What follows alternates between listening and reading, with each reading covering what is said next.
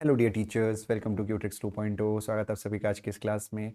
आज हम लोग यूकेपीएससी प्रवक्ता का जो स्क्रीनिंग टेस्ट है उसमें परसेंटेज के कुछ इंपॉर्टेंट क्वेश्चंस करेंगे, प्रतिशतता के कुछ इंपॉर्टेंट क्वेश्चंस करेंगे। होपफुली आपको ये वीडियोस अच्छी लग रही होंगी। जैसे कि मैंने पहले भी बोला है, यूकेपीएससी प्रवक्ता के लिए मैं हमेशा से पढ़ाते आया हूँ स्क्रीनिंग टेस्ट में, और काफ़ी सारे बच्चों को हेल्प भी हुई है। DSSS में भी इससे कई सारे बच्चों को हेल्प मिली है।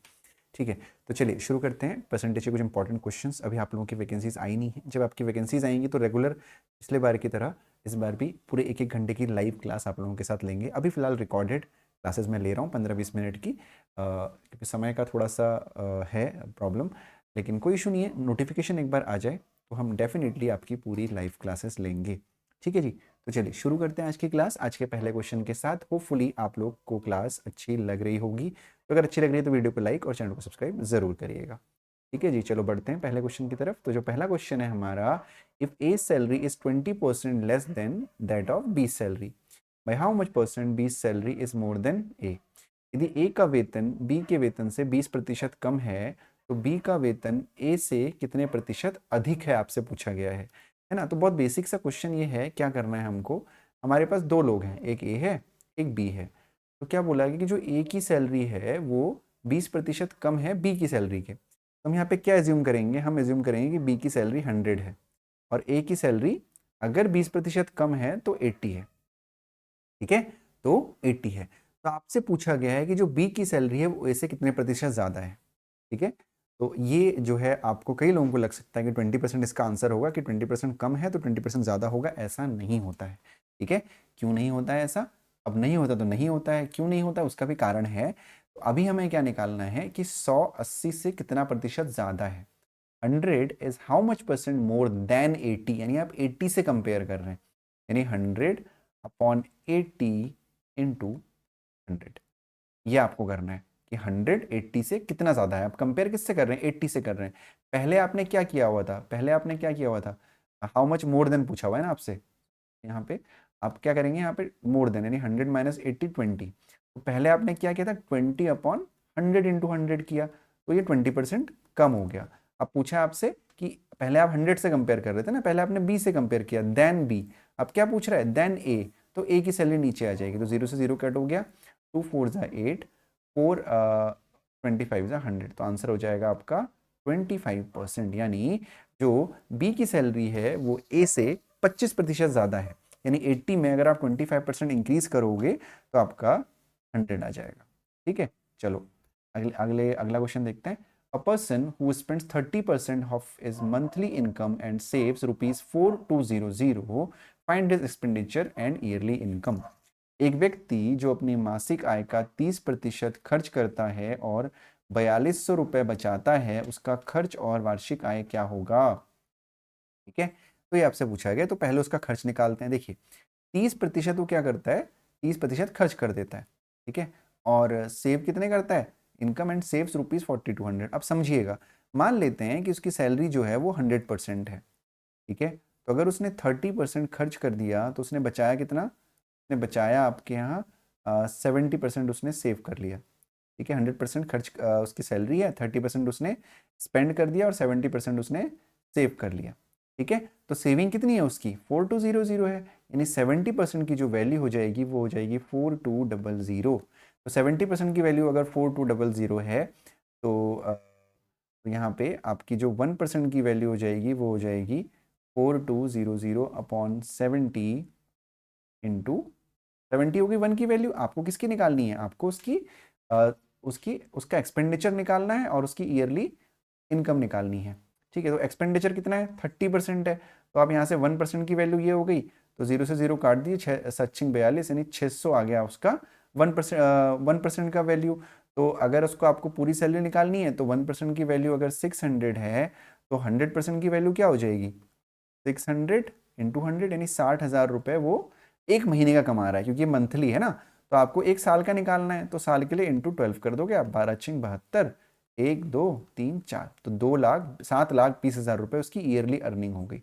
और आपको एक्सपेंडिचर निकालना था, तो एक्सपेंडिचर का मतलब 30% आपको निकालना था। तो भाई अगर 1% की वैल्यू 600 है तो 30% इज 600 इंटू 30, यानी 6×3 = 18,000 रुपये वो खर्च करता है। ठीक है, बहुत सिंपल सा क्वेश्चन था, बिल्कुल टफ नहीं था, होपफुली आपको समझ में आ गया होगा। ठीक है जी, चलो बढ़ते हैं अगले क्वेश्चन की तरफ। तो जो हमारा अगला क्वेश्चन है वो है the population of a town is 126800. It increases by 15% in first year and decreases by 20% in second year. What is the population of the town at the end of the second year? एक कस्बे की जनसंख्या 1,26,800 है। पहले वर्ष में यह 15% बढ़ जाता है और दूसरे वर्ष में 20% तक घट जाता है। दूसरे वर्ष के अंत में शहर की आबादी क्या है? ठीक है, तो 126800 ये हो गई। तो पहले वर्ष 15% बढ़ गई तो आप सीधे सीधे 115% निकाल दो, 115/100। अगले वर्ष 20% घट गई तो इंटू 80/100 निकाल दोगे। ठीक है, क्योंकि 20% कम का मतलब 80% निकालना है और 15% बढ़ने का मतलब 115% निकालना है, और इसको सॉल्व कर दोगे। 2 0 से 2 0 कट गया। आप इसको सॉल्व करना तो आपकी जिम्मेदारी है। वीडियो को पॉज करो और सिंपली इसको मल्टीप्लाई करो। इस 100 को मत छेड़ना, चलो छेड़ लो, 0 से 0 काट कर दो और छोटा कर देते हैं। ठीक है, 2 4 ज़ा 8, 2 5 ज़ा 10, 5 से इसको काट दो, 5 2 ज़ा 10, 5 3 ज़ा 15। अब इसको मल्टीप्लाई आप करोगे, क्या मल्टीप्लाई करोगे? 1268 इंटू 23 इंटू 4। अब ये तो आप कर ही सकते हो, इसको करके आप शहर की वर्तमान आबादी जो दो वर्ष के अंत में जो आबादी है वो आप कैलकुलेट कर सकते हो। तो इसका आंसर निकालना और मुझे कमेंट सेक्शन में बताना। ठीक है, चलो जी बढ़ते हैं अगले क्वेश्चन की तरफ। थोड़ा फास्ट हो जा रहा है ना, थोड़ा स्लो करते हैं। चलिए, तो two numbers are respectively 20% and 50% of a third number. What percent is the first number of second number? तो बेसिकली दो संख्याएं तीसरी संख्या का क्रमशः 20% और 50% है। पहली संख्या दूसरी संख्या का कितना प्रतिशत है? देखिए ध्यान से, दो संख्याएं हैं, कितने नंबर हैं? 2 नंबर्स हैं। ठीक है, तो दो संख्याएं हैं, 3 संख्याएं बेसिकली, पहली संख्या, दूसरी संख्या और तीसरी संख्या। अब कंपेयर किससे किया गया है? तीसरी संख्या से कंपेयर किया गया है। तो अगर तीसरी संख्या से कंपेयर किया गया है तो 100% जो है, आप 100 मान लीजिए तीसरी संख्या को, तो थर्ड नंबर 100 हो गया। तो क्या बोला गया कि जो दो संख्याएं परस्पर तीसरी संख्या का 20% है, तो 100 का 20% क्या होगा? 20 होगा। 100 का 50% क्या होगा? 50 होगा। तो ये हो गया 20, ये हो गया 50, ये हो गया 100। तो पहली संख्या दूसरी संख्या का कितना प्रतिशत है आपसे पूछा गया है। तो 20 50 का कितना परसेंट है? तो 20 50 का कितना परसेंट है? कट गया, 5 दूनी 10, 2 दूनी 4, 40% आपका आंसर हो गया। बहुत ही सिंपल क्वेश्चन मैंने करा रहा हूँ आज मैं। इतने सिंपल क्वेश्चन है कि मुझे बहुत ज़्यादा टाइम देने का मन भी नहीं कर रहा है, क्योंकि ये क्वेश्चन मैं पहले भी बहुत बार करवा चुका हूँ। ठीक है, बहुत ईजी क्वेश्चन है। तो अगर तब भी आपको दिक्कत होती है तो मुझे कमेंट सेक्शन में ज़रूर बताइएगा। ठीक है, थोड़ी सी छोटी वीडियो होगी। मैं ऑलरेडी जो ये अब जो भी रिकॉर्ड कर रहा हूँ, इससे पहले मैं लगातार 5 वीडियोज़ रिकॉर्ड कर चुका हूँ। पेड कोर्सेस 2 ले चुका हूँ और फ्री वाली जो यूट्यूब वाली वीडियोज़ है वो भी रिकॉर्ड कर चुका हूँ। तो इसीलिए मैं थोड़ा सा स्पीड हो सकता है आप लोगों को ज़्यादा लग रही हो, लेकिन मैं कोशिश कर रहा हूँ कि पूरा आप लोगों को टाइम दूँ। ठीक है, तो चलिए शुरू करते हैं अगला क्वेश्चन। तो जो अगला प्रश्न है हमारा वो है, if Anoop's income is 25% more than Sujeet, by how much percent Sujeet's income is less than that of Anoop? ये कुछ वैसा ही क्वेश्चन है जैसा हमने क्वेश्चन नंबर 1 किया हुआ था कि ए की जो सैलरी है वो 20 से कुछ कम है ना, कुछ वैसा ही क्वेश्चन है। इफ यदि अनूप की आय सुजीत से 25% अधिक है, कितने प्रतिशत से सुजीत की आय अनूप से कम है?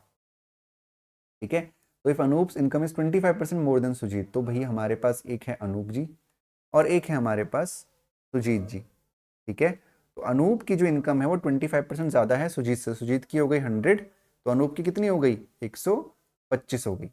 तो by how much percent Sujit income is less than Anup? जो सुजीत की इनकम है वो अनूप से कितने प्रतिशत कम है? तो यानी 100 जो है 125 से कितना कम है? तो एक्चुअली कितना कम है? 25 कम है। किससे कंपेयर कर रहे हो? अनूप से, इंटू 100।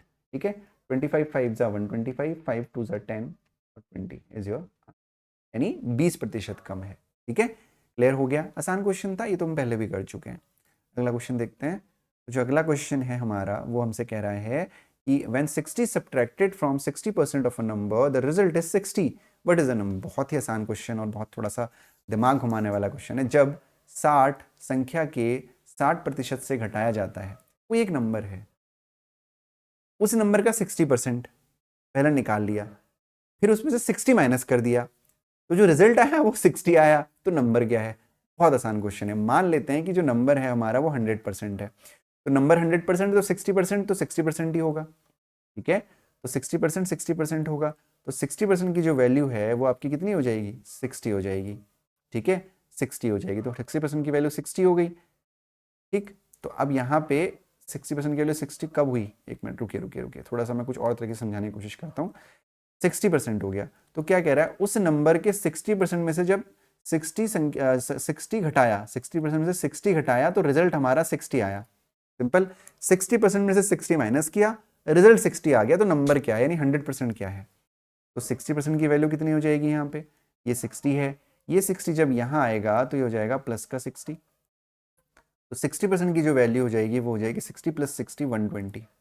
ठीक है, तो अगर 60% की वैल्यू 120 है तो आपको नंबर निकालना है, यानी आपको 100% की वैल्यू निकालनी है। तो 100% की वैल्यू क्या हो जाएगी, 100% की वैल्यू हो जाएगी 120/60 × 100। तो 0 से 0 कैंसिल हो गया, 6 2 12 हो गया, ये हो गया आपका 200 आंसर। ठीक है, ये हो गया आपका 200 यानी कि आंसर। ठीक है, तो 200 है वो नंबर। अगर आपको वेरीफाई करना है तो आप वेरीफाई भी कर सकते हो कि 200 का 60% कितना होता है, 120 होता है। तो 120 में से अगर 60 माइनस करोगे तो 60 ही आएगा, ये आपका वेरिफिकेशन भी हो गया। तो भाई आज इतने ही क्वेश्चन मैं करा रहा हूँ, सिर्फ 10 मिनट की क्लास मैंने ली है और शायद थोड़ा सा क्विकली भी बता दिया, कोई बात नहीं, समझ में आया होगा। अगर बहुत फास्ट आपको लग रहा है तो आज के लिए थोड़ा सा स्लो कर लो, अदरवाइज़ आपको पता है कि मैं ऐसा नहीं करता हूँ, थोड़ा सा रेगुलर क्लासेस भी ले रहा हूँ, बहुत थक भी चुका हूँ, बट मैं कोशिश कर रहा हूँ कि आपके लिए मैं थोड़ा सा समय ज़रूर निकालूँ। ठीक है, तो क्लासेस रेगुलर होंगी, रेगुलर क्लास आएगी, 10-15 मिनट की क्लास रहेगी। एक बार नोटिफिकेशन आने दीजिए, नोटिफिकेशन अगर आप लोगों का आ गया, मतलब वैकेंसीज अगर आप लोगों की आ गई लेक्चरर की, क्योंकि देखो 17 जनवरी को आपका अपडेट तो हुआ है सिलेबस, है ना। तो अगर वैकेंसी आने वाली है, वैकेंसी आते ही रेगुलर 1 घंटे की क्लास लाइव पढ़ेंगे, कोई दिक्कत नहीं है। ठीक है जी, चलो, thank you so much for watching, bye bye, take care.